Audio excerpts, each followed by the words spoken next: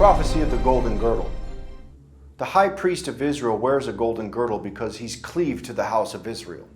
Exodus chapter 28, verse 39. And thou shalt embroider the coat of fine linen, and thou shalt make the mitre of fine linen, and thou shalt make the girdle of needlework. This girdle is found on the priest. And this is a prophetic significance when you look to the book of Jeremiah and what he's talking about with his girdle. Jeremiah chapter 13, verse 3, 4, and 5. And the word of the Lord came unto me the second time, saying, Take the girdle that thou hast got, which is upon thy loins, and arise, go to Euphrates, and hide it there in a hole of a rock. So I went and hid it by Euphrates, as the Lord commanded me. So we see the girdle being used here as a significant point of reference, because it's very dear to the Lord about the priesthood and their girdle.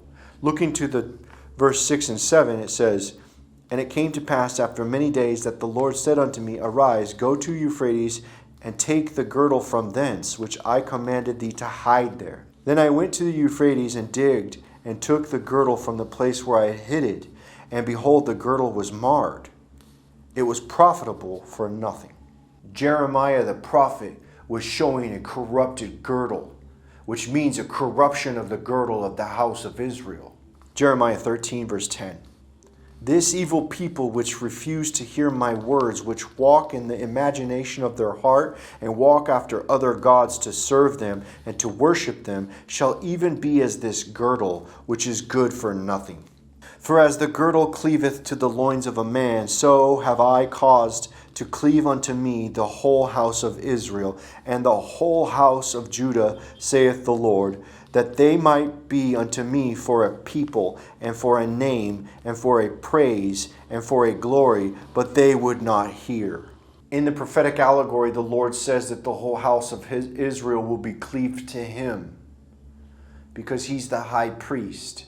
And Christ wears a golden girdle as a high priest of Israel because the whole house of Israel is cleaved to him as the king of Israel and high priest.